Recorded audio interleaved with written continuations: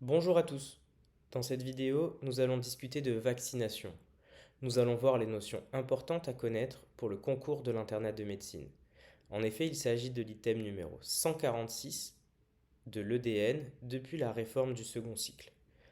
Par contre, nous n'allons pas voir les notions particulières pour chaque vaccin, mais nous allons voir des connaissances globales à acquérir.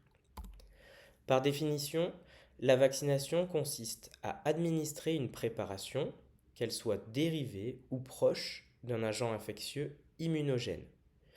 Cela a pour but de stimuler les défenses immunitaires d'un organisme afin de permettre d'obtenir une immunoprophylaxie active et durable, mais celle-ci est généralement différée.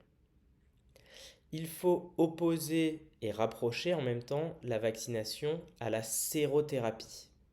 La sérothérapie consiste à administrer du sérum, qu'il soit humain ou animal, qui contient déjà des anticorps efficaces.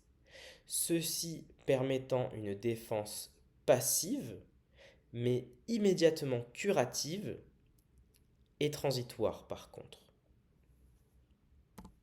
L'objectif de la vaccination est tout d'abord de protéger un individu d'une infection, donc qu'elle ne soit pas symptomatique, ou d'une infection grave, c'est-à-dire de réduire l'importance des symptômes. Cela vise à réduire également la probabilité de transmission d'une infection entre les individus. Le troisième objectif est d'obtenir une immunité de groupe, ce qui nécessite de définir un seuil d'immunité de groupe, c'est-à-dire un taux de personnes immunisées permettant d'empêcher la transmission dans une population. Et enfin, l'objectif idéal consiste à éliminer, voire éradiquer le pathogène. Quelques rappels de physiopathologie de la vaccination. Mettre un antigène en contact avec un organisme va induire l'activation de l'immunité humorale via la production d'anticorps contre un antigène infectieux et l'activation de l'immunité cellulaire via la stimulation des lymphocytes. À la fois des lymphocytes TCD8 cytotoxiques qui vont détruire les cellules infectées et à la fois les lymphocytes TCD4 auxiliaires qui vont stimuler la production d'anticorps via les lymphocytes B. Classiquement, il faut savoir que l'on décrit deux grands types de vaccins. Les vaccins vivants atténués et les vaccins inertes. Les premiers, les vaccins vivants atténués, sont en fait des agents infectieux vivants dont on a diminué la virulence. Par exemple, c'est le cas du vaccin contre la tuberculose, le BCG, celui contre la rougeole, les oreillons, la rubéole, la varicelle zona ou la fièvre jaune. Ces vaccins ayant un pouvoir infectieux potentiel sont contre-indiqués chez les personnes immunodéprimées, dont la femme enceinte que l'on considère comme telle. À l'opposé, on a les vaccins inertes. Ce sont des agents infectieux que l'on a totalement inactivés. Ceux-ci peuvent être entiers et n'ayant aucun pouvoir infectant, ou alors une sous-unité seulement, comme une protéine, par exemple. Il s'agit en pratique du vaccin contre la diphtérie, du tétanos, la poliomyélite, la coqueluche, l'hémophilus B, le pneumocoque, le méningocoque, la grippe, les hépatites A et B, le papillomavirus ou encore la rage. Une question, qui peut vacciner? Il faut savoir que tous les médecins ont l'autorisation de vacciner pour tous les vaccins. Les sages-femmes peuvent vacciner les femmes qu'elles suivent pour leur suivi gynécologique, mais également les nourrissons de moins de 2 mois et aussi leur entourage. Les infirmières peuvent pratiquer une vaccination sur prescription médicale uniquement, sauf pour la grippe, où elles peuvent vacciner tout le monde. Enfin, les pharmaciens peuvent vacciner tout le monde pour la grippe, et dans certaines situations particulières, jouant un rôle de santé publique, ils peuvent également vacciner certaines pathologies, notamment le SARS-CoV-2 par exemple. Il faut être bien au clair avec les contre-indications. Il est primordial d'identifier les allergies, que ce soit de vraies allergies au vaccin, des allergies à certains excipients, des allergies à d'autres substances constituant ces vaccins. Cela peut être des allergies à des protéines d'œufs, des protéines de poulet ou à certains antibiotiques, qui font partie également des vaccins. Comme on l'a dit, les personnes immunodéprimées peuvent présenter une infection après un vaccin vivant atténué, et donc ces types de vaccins sont contre-indiqués chez ces personnes. De la même façon, c'est pareil chez la femme enceinte. Il faut savoir qu'un vaccin vivant atténué doit être évité si l'on projette de faire une grossesse dans les 2 à 3 mois après. Enfin, il n'existe aucune contre-indication à l'allaitement après un vaccin vivant atténué. En pratique, les injections vaccinales doivent se faire en sous-cutané profond ou en intramusculaire pour quasiment tous les vaccins, sauf pour le BCG, qui doit être fait en intradermique. Cette injection doit être faite dans le muscle deltoïde, sauf chez le nourrisson, avant 1 an, classiquement avant la marche, puisqu'elle doit être faite à la face antéro-externe de la cuisse. Il est important de savoir que plusieurs injections sont possibles le même jour, à des sites différents. Il est important de connaître les effets indésirables. Le plus souvent, ce sont des effets indésirables locaux, à type de douleur à l'injection, de rougeur, de chaleur, d'œdème, d'induration. Ces effets locaux sont bénins et transitoires puisqu'ils régressent en quelques heures, voire quelques jours. Il peut également y avoir des effets indésirables généraux. La plupart sont également bénins et régressent en quelques heures à quelques jours. On peut rencontrer de la fièvre, des céphalées, des nausées, un malaise, un purpurat thrombopénique. En revanche, il faut connaître certains effets indésirables sévères qui sont extrêmement rares mais qui sont possibles. Ce sont des chocs anaphylactiques en cas d'allergie vraie comme on l'a vu, mais également des maladies auto-immunes qui peuvent se déclarer de manière insinueuse. Et à cela, on rapproche également le syndrome de Guillain-Barré. Une remarque particulière, c'est que les adjuvants, à ce jour, n'ont jamais pu être incriminés et il n'y a aucune étude qui prouve qu'ils puissent induire des effets indésirables.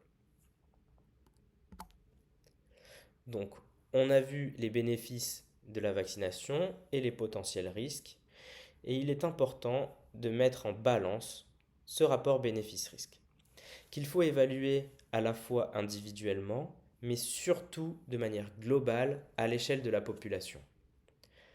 Cela nécessite également une éducation thérapeutique particulière. Il faut rappeler ces rapports bénéfices et risques aux patients ou à leurs parents s'ils sont mineurs.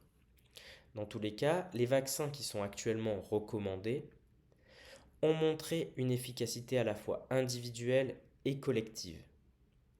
Ils ont montré des intérêts médico-économiques de santé publique puisqu'ils vont réduire les coûts dus à la prise en charge de ces maladies si elles se déclaraient ou si elles étaient plus fortes.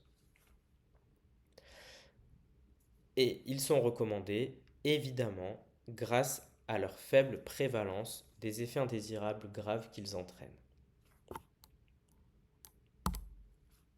Donc, quel vaccin pour quelle population? Chaque année, le calendrier vaccinal est publié et actualisé par le ministère de la Santé et des Solidarités.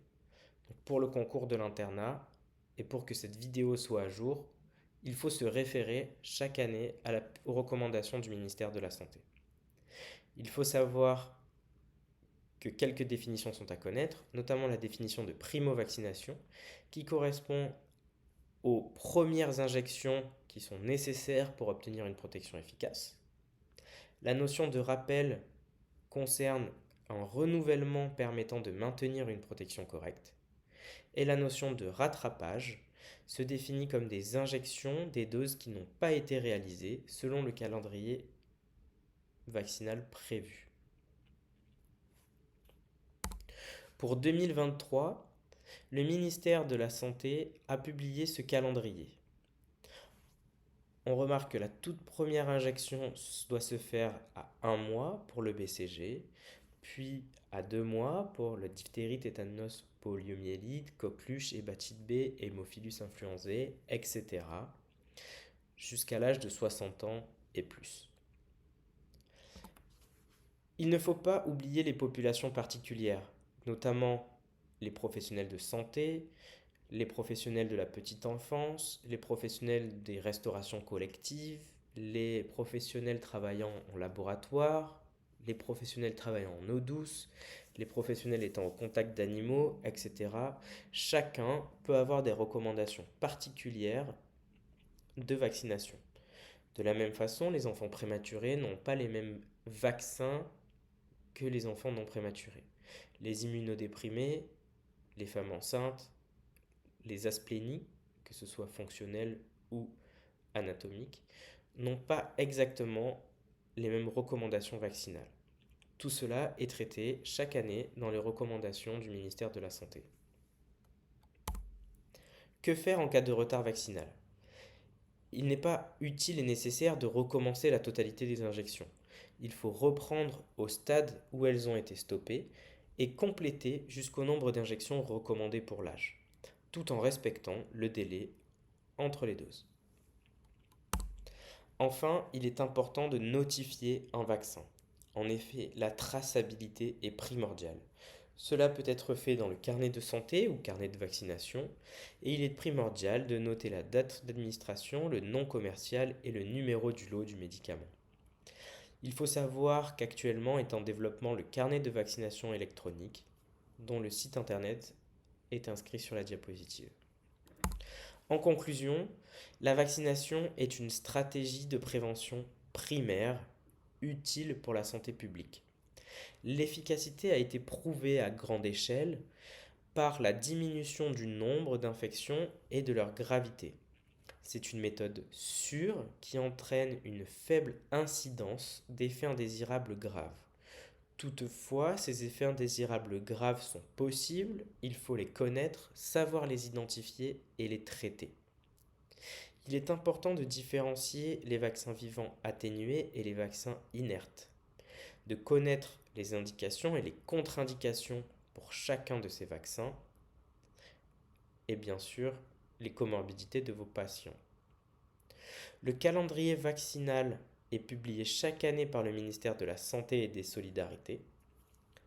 Il concerne évidemment tous les enfants avec des vaccins qui sont obligatoires et d'autres qui sont recommandés, mais il ne faut pas oublier les populations particulières. Dans tous les cas, il est primordial de tracer chaque injection et de déclarer la survenue d'effets indésirables, qu'ils soient graves ou pas graves, afin que l'on puisse étudier quels vaccins peuvent être incriminés pour quels effets secondaires. Ceci dans le but d'améliorer nos pratiques, de diminuer la survenue d'effets indésirables, voire de supprimer les vaccins qui entraîneraient des effets indésirables graves, trop fréquemment. Je vous remercie pour votre attention et bon courage pour le concours.